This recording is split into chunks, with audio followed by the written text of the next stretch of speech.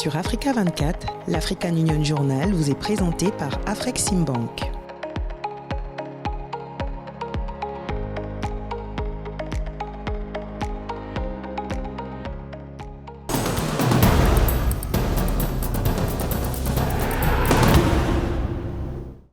African Union Journal, merci de nous rejoindre sur Africa 24. Vous suivez votre programme hebdomadaire consacré à l'actualité de l'Union africaine. Tout de suite, le dossier.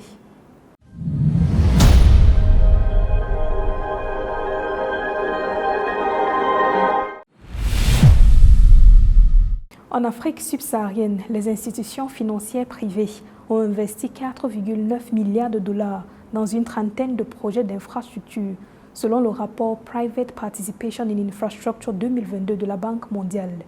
Une baisse de 10% par rapport à 2021, bien que le nombre de projets et de pays ayant réalisé les investissements privés dans ce secteur dans la région était le plus élevé de la décennie. La question a été discutée lors des assemblées annuelles du groupe de la Banque mondiale et du Fonds monétaire international à Marrakech au Maroc. Les acteurs clés de la finance ont proposé des pistes de solutions pour attirer les investissements privés dans les pays en développement. Aïcha Moyouzame. Selon le rapport annuel Private Participation in Infrastructure de la Banque mondiale pour l'année 2022, 37 projets en Afrique subsaharienne ont reçu des investissements totalisant 4,9 milliards de dollars, ce qui représente 0,25% du PIB de la région. Cependant, l'Afrique subsaharienne a enregistré une baisse de 10% des investissements dans les infrastructures par rapport à l'année 2021 et de 15% par rapport à la moyenne quinquennale, alors que le nombre de projets et de pays impliqués dans les transactions privées dont les infrastructures étaient le plus élevé que la région ait connu. S'exprimant lors des assemblées annuelles du groupe de la Banque mondiale et du Fonds monétaire international, Nezha Hayat, président de l'autorité marocaine du marché des capitaux, a souligné la nécessité d'un cadre réglementaire évolutif et de normes internationales qui prennent en compte les économies locales tout en respectant les exigences mondiales en matière d'information, de transparence et de diversité. Ce dont on a besoin aussi, c'est de normes internationales, c'est-à-dire d'un cadre exhaustif,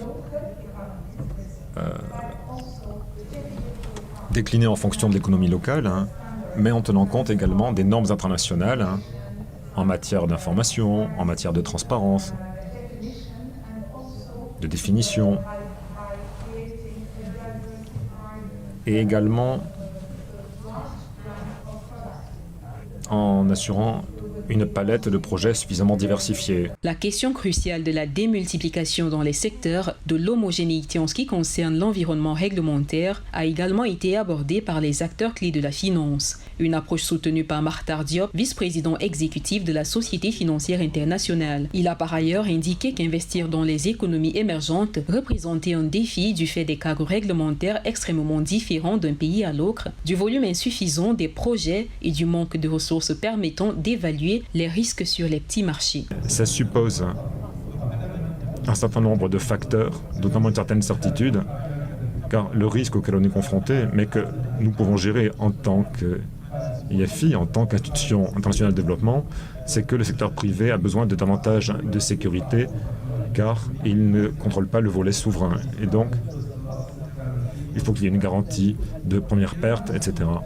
James Mwangi, président directeur général d'Equity Holding Group PLC au Kenya, souligne pour sa part la nécessité d'une collaboration entre les banques de développement et les gouvernements afin de créer un écosystème favorable au financement. Selon lui, en combinant leurs forces pour soutenir les investissements, les pays en voie de développement pourraient réduire les risques d'investissement dans les projets. Il faut pour ce faire donc une sorte de financement qui puisse naître dans un écosystème favorable. Il faut pouvoir réunir des partenaires et se dire pourquoi ne pas trouver un plan pour pouvoir collaborer entre nous. D'autres vont réduire le risque pour certains projets, offrir des garanties, d'autres vont apporter des subventions pour réduire les risques. De ce fait, on peut agir sur les coûts, on peut agir sur le risque en tant que tel, la propriété de la terre. Donc c'est un effort collaboratif. Ainsi, les garanties politiques et commerciales, la sécurité, l'amélioration de l'environnement réglementaire et l'homogénéité des projets répondant aux normes internationales pourraient permettre aux marchés émergents de puiser dans la réserve de capitaux détenus par les institutions financières privées, s'élevant à plus de 422 000 milliards de dollars d'actifs sous gestion, selon la Banque mondiale. L'économie mondiale vit une période prolongée de faible croissance affectée par les effets persistants de la pandémie de Covid-19, l'impact du changement climatique et les défis structurels macroéconomiques.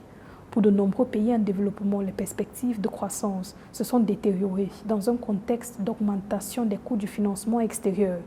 Dans cet environnement, l'Afrique, avec un capital humain et minier qui reste encore à exploiter, fait office de continent prometteur pour répondre aux défis économiques et financiers mondiaux. Catherine Gombe. À l'avenir, rien ne se fera sans l'Afrique. C'est ainsi que Kristalina Georgieva, patronne du FMI, envisage le futur du paysage géopolitique et économique mondial. L'Afrique est une région extrêmement diversifiée, composée de pays à revenus faibles, moyens inférieurs, moyens supérieurs et élevés. Dotée de riches ressources naturelles, de la plus grande zone de libre-échange du monde et d'un marché de 1,2 milliard de personnes, pour la directrice générale du FMI, la clé sera de mieux connecter ce capital aux abondantes ressources humaines de l'Afrique afin d'injecter plus de dynamisme dans une économie mondiale anémique. Nous pensons que le monde vit une crise de la peur, en plus de la crise climatique. Cette crise de la peur crée les problèmes qu'on a décrits. Il faut donc veiller à un flux plus rapide du capitaux. Le commerce mondial reste sous pression en raison des tensions géopolitiques, de l'affaiblissement de la demande mondiale et du resserrement des politiques monétaires et budgétaires. Dans cet environnement complexe, la zone de libre-échange continentale africaine apparaît comme une force et même une solution non négligeable du continent pour les défis économiques mondiaux. Selon la directrice générale du FMI, la suppression des barrières commerciales et l'amélioration de l'environnement commercial au sens large feront augmenter le revenu par habitant du pays africain médian de plus de 10%, ce qui permettra à l'Afrique de devenir la plus grande zone de libre-échange du monde. La lutte contre la pauvreté est un défi colossal. En matière de transfert d'espèces, par exemple, l'idée, c'est de venir en aide aux populations pour accroître leurs moyens de subsistance, mais nous devons maintenant nous pencher sur le modèle de financement, voir s'il est suffisamment réactif. L'exploitation optimale des ressources naturelles permettrait d'améliorer la viabilité des finances publiques et de la dette dans les pays africains.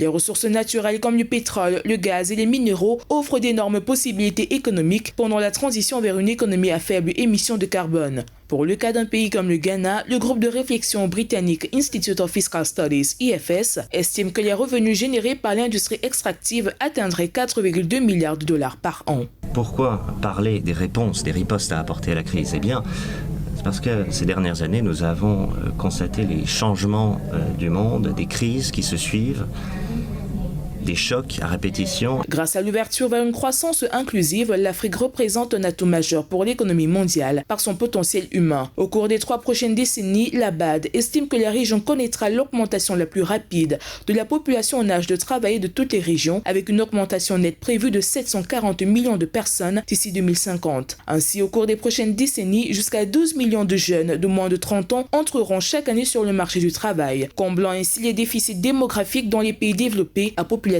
vieillissante.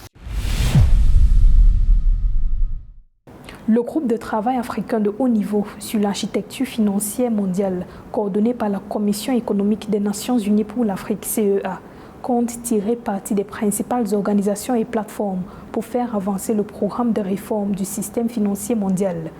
Pour les experts, 2023 représente une année critique pour définir une nouvelle architecture financière mondiale en faveur des projets de développement africains. Marie-Raphaël Antolo.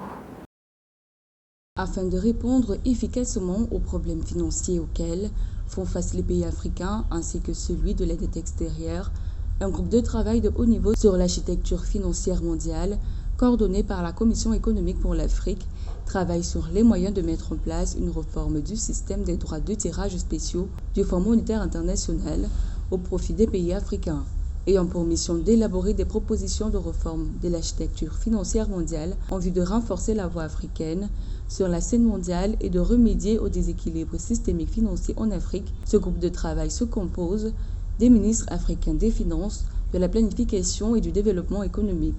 On y trouve également l'Union africaine, la Banque africaine de développement Afreximbank, la Banque mondiale, le personnel et des directeurs exécutifs du Fonds monétaire international. Un des messages que nous avons martelé est le fait que les pays nantis n'utilisent pas leurs allocations DTS.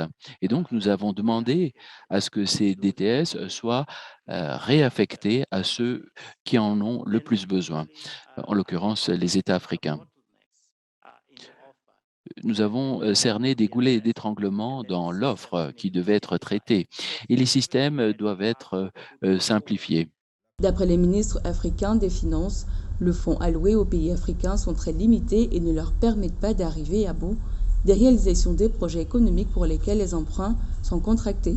Les périodes de remboursement sont très courtes et rendent difficile toute mobilisation de fonds national pour assurer les finitions des projets entamés. Par ailleurs, dans le cadre de ces opérations 2021, le FMI avait alloué 450 milliards de dollars de DTS aux pays à revenus élevés sur les 650 milliards de dollars disponibles. Pour le président de la Banque africaine de développement, il est nécessaire de reconnaître l'inégalité qui existe dans le système financier mondial et d'y remédier.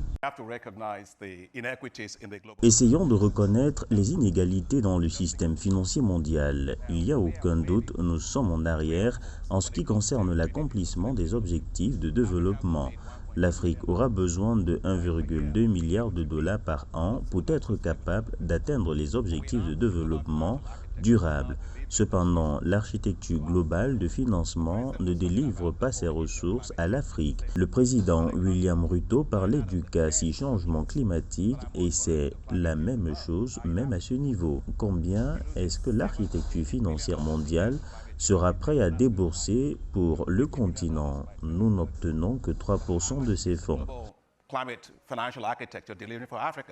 Afin d'atteindre les objectifs de développement durable, mais aussi pour la plateforme du taux d'intérêt des DTS dans le cadre du Fonds de résilience et de durabilité, en particulier pour les pays à faible revenu, les ministres des Finances africains plaident pour la réorientation des droits de tirage spéciaux vers les banques multilatérales de développement telles que la Banque africaine de développement. Pour faire face à ces défis de progrès, l'Afrique gagnerait aussi à développer des secteurs clés comme l'agriculture, d'après la Société financière internationale du groupe de la Banque mondiale. Saisissons l'opportunité pour restructurer l'économie africaine et rassurons-nous que la prochaine fois qu'il y aura une crise alimentaire dans le pays, qu'il n'y ait plus d'effet fatal de crise alimentaire dans notre pays, comme ce fut le cas ces dernières années. Pour le groupe de travail de haut niveau sur l'architecture financière mondiale, il est également nécessaire de revoir la réforme du système des quotes-parts, l'amélioration de la représentativité de l'Afrique subsaharienne, ainsi que l'adoption de mesures concrètes afin de réduire les déséquilibres systémiques et définir une nouvelle architecture financière mondiale en faveur des projets de développement africains.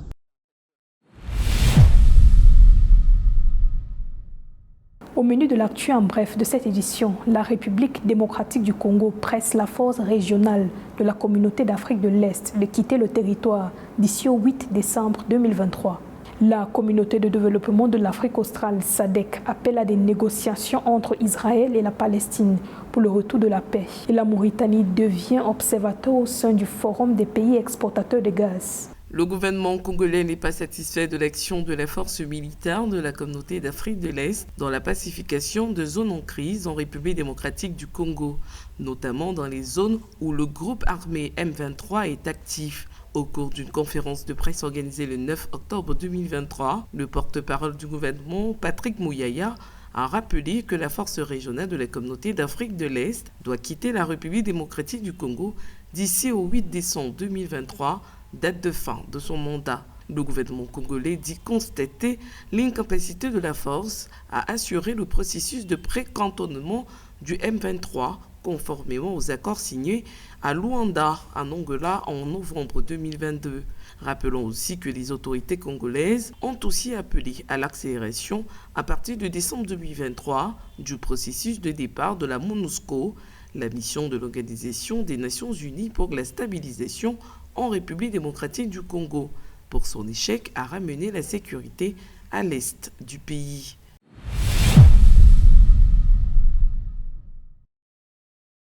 Le président angolais Juan Lourenço, président en exercice de la SADC, la communauté de développement d'Afrique australe, exprime sa vive préoccupation liée aux victimes innocentes côté israélien et palestinien depuis le conflit meurtrier qui a refait surface entre deux parties le 7 octobre à la suite d'attaques menées par le mouvement palestinien Hamas. Dans un communiqué signé le 10 octobre, le président de la SADC appelle les deux parties à recourir à la négociation conformément aux résolutions adoptées par l'Organisation des Nations Unies et reconnaissant l'existence des deux États. Les attaques du Hamas du 7 octobre et la riposte israélienne qui s'en est suivie dans la bande de Gaza ont fait plus de 1000 morts et 2800 blessés côté israélien, 1799 morts et 6488 blessés côté palestinien au 13 octobre 2023. La Mauritanie a acquis le statut de pays observateur au sein du Forum des pays observateurs du gaz au cours de la 25e réunion ministérielle de l'organisation tenue le 10 octobre 2023 à Malabo, en Guinée équatoriale. Le forum compte désormais 21 pays, dont 8 producteurs gaziers africains, à savoir l'Algérie, l'Égypte, la Guinée équatoriale, la Libye, l'Angola, le Nigeria, la Mauritanie et la Mozambique. L'ensemble des pays membres de la GCF représentent collectivement 70% des réserves mondiales de gaz naturel et 42% de gaz naturel commercialisé à travers le monde.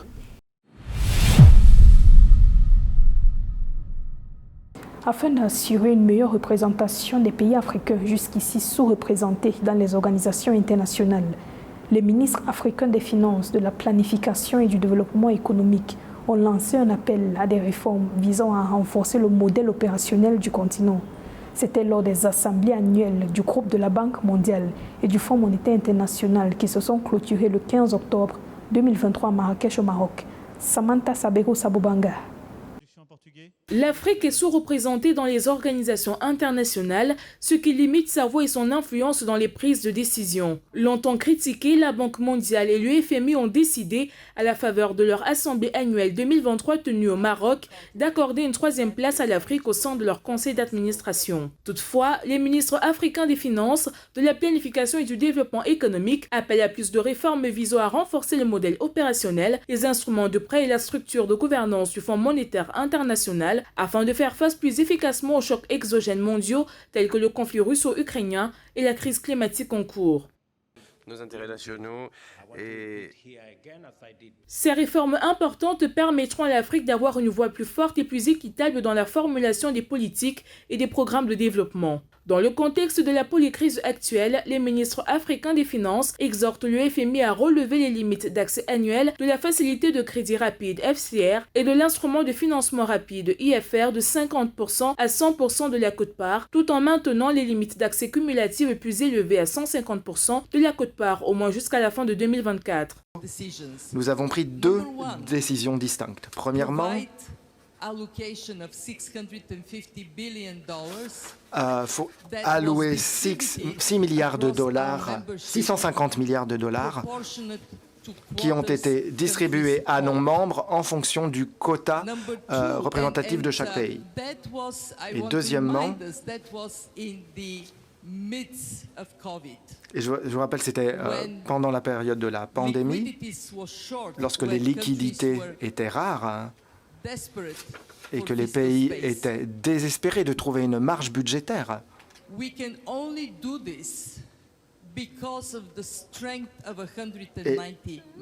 nous pouvons uniquement réaliser cela grâce à la force des 90 membres qui composent notre organisation, qui ont donc cette force financière qui font en sorte que nous pouvons aujourd'hui affecter des droits de tirage spéciaux à tout le monde. En outre, il est nécessaire d'améliorer la participation des pays africains au processus décisionnel et aux négociations au sein de ces institutions. Cela pourrait inclure des mécanismes pour garantir que les pays africains soient inclus dans les discussions clés et que leurs préoccupations spécifiques soient prises en compte. Les ministres ont également exhorté le FMI à développer ses activités de plaidoyer et l'élaboration de politiques sur les déséquilibres mondiaux, notamment en préconisant des ajustements de politique dans les pays dont la balance des paiements courants est excédentaire. Que telles sont les règles, ce sont les règles pour tout le monde. Et donc soit vous n'avez rien, soit vous avez 54 milliards. Selon nous, il ne s'agit pas d'un jeu à somme nulle. C'est un jeu dans lequel chacun doit être traité de manière équitable. Les États africains jugent également nécessaire de réformer au sein du FMI le système des DTS, les droits de tirage sociaux. Mis en place en 1968 pour compléter les réserves officielles des États membres et calculés selon les parts de chaque État dans l'économie mondiale, les DTS bénéficient aujourd'hui à ceux qui en ont le moins besoin. D'après les données des Nations Unies en 2021, par exemple, l'Afrique continent de 1,4 milliard d'habitants a reçu moins de DTS que l'Allemagne, pays de 83 millions d'habitants. Nairobi accueillera le sommet africain sur les engrais et la santé des sols du 5 au 7 novembre 2023. L'objectif du sommet est de rassembler toutes les parties prenantes concernées pour souligner le rôle crucial des engrais et de la santé des sols dans la stimulation d'une croissance durable, de la productivité favorable aux pauvres dans l'agriculture africaine et aussi de convenir d'un plan d'action africain pour les engrais et la santé des sols. Le sommet permettra de délibérer sur le récent déclin généralisé de la qualité des sols des terres agricoles en Afrique, un phénomène qui se poursuit aujourd'hui et qui a un impact négatif sur la capacité de production agricole et la sécurité alimentaire du continent.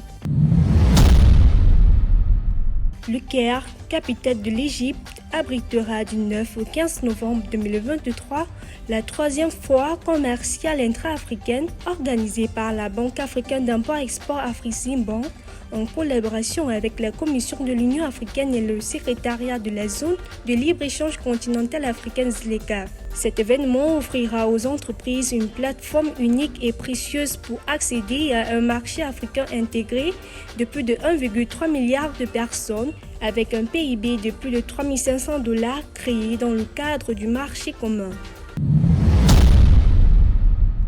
La 5e édition de la conférence sur les politiques foncières en Afrique se tiendra du 21 au 24 novembre 2023 à Addis Abeba en Éthiopie sur le thème « Promouvoir une gouvernance foncière durable en Afrique » pour une mise en œuvre accélérée de l'accord sur la zone de libre-échange continentale africaine ZLECAf. Organisé tous les 2 ans par le Centre africain sur les politiques foncières, l'objectif global de la conférence est d'approfondir l'engagement et de renforcer les capacités d'élaboration, de mise en œuvre et de suivi des politiques foncières en Afrique grâce à un meilleur accès aux connaissances et à l'information à l'appui de l'élaboration de politiques foncières fondées sur des données probantes. Le 7 octobre 2023, Joaquim Alberto Chissano, ancien président du Mozambique, a été récompensé par la communauté des pays de langue portugaise, CPLP, pour sa carrière politique et son engagement en faveur de la bonne gouvernance. L'ex-chef d'État est considéré comme le père de la démocratie au Mozambique et a contribué à la pacification du pays au bout d'une guerre civile de 15 ans. Son bilan inclut des avancées économiques notables et une réduction de la pauvreté. Il a également occupé le poste d'envoyé spécial de l'Union africaine pour le Sahara occidental. Le portrait de Joaquim Chissano avec Nathalie Mouf. Le 7 octobre 2023, l'action de l'ancien président du Mozambique, Joaquim Chissano, en faveur de la bonne gouvernance, a été reconnue à l'unanimité des pays lusophones du monde. La communauté des pays de langue portugaise a récompensé l'ancien chef d'État, âgé de 68 ans, pour sa brillante carrière politique. Au Mozambique, son pays natal, Joaquim Chissano est appelé le père de la démocratie, lui qui a quitté le pouvoir et la tête de son parti, le Front de libération du Mozambique, le Frelimo, en 2004. Governance is about the management La gouvernance concerne la gestion des risques, tandis que le leadership consiste à prendre des risques. Je pense qu'en Afrique, ces deux notions sont en pleine évolution. La gouvernance fait ses preuves et les prises de risques se multiplient. Joachim Chissano a été le premier à occuper le poste de ministre des Affaires étrangères du Mozambique en 1975, un portefeuille qui a aiguisé ses qualités de négociateur et de diplomate. Ses atouts lui ont permis de s'illustrer dans la pacification du nord du pays. Le 4 octobre 1992, Joachim Chissano, président du Mozambique, et Alfonso Dhlakama, chef du groupe rebelle Résistance nationale du Mozambique, ont signé un accord de paix après 15 ans de guerre civile. Pour que l'état de droit prospère, il faut renforcer les capacités afin de faire respecter l'état de droit. Ce n'est pas un chemin simple à emprunter, mais c'est une nécessité. 18 années de présidence de Joachim Chissano affichent un bilan élogieux sur le développement économique et le recul de la pauvreté. Défenseur de l'idéologie marxiste, l'ancien chef d'État a axé les priorités de ses différents gouvernements autour de l'humain, portés par l'éducation, la santé, l'autonomisation de la femme et l'entrepreneuriat, entre autres. La croissance économique a atteint 10% en 2004 au Mozambique. Il reste très clair que pour garantir le progrès dans un pays, il faut la participation des citoyens de tous les secteurs. Lauréat du prix Lusophonia 2023, Joachim Chissano a créé une fondation pour la paix, l'agriculture et le développement de la culture après avoir quitté le pouvoir au Mozambique. En 2007, il reçoit le premier prix Mo Ibrahim pour ses engagements en faveur de la paix, de la réconciliation et de la démocratie, alors qu'il occupe le poste d'envoyé spécial de l'Union africaine pour le Sahara occidental.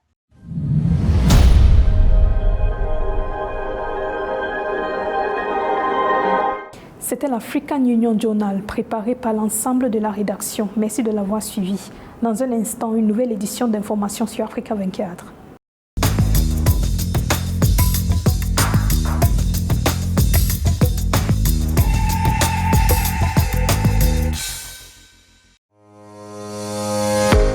Sur Africa 24, l'African Union Journal vous est présenté par Afreximbank.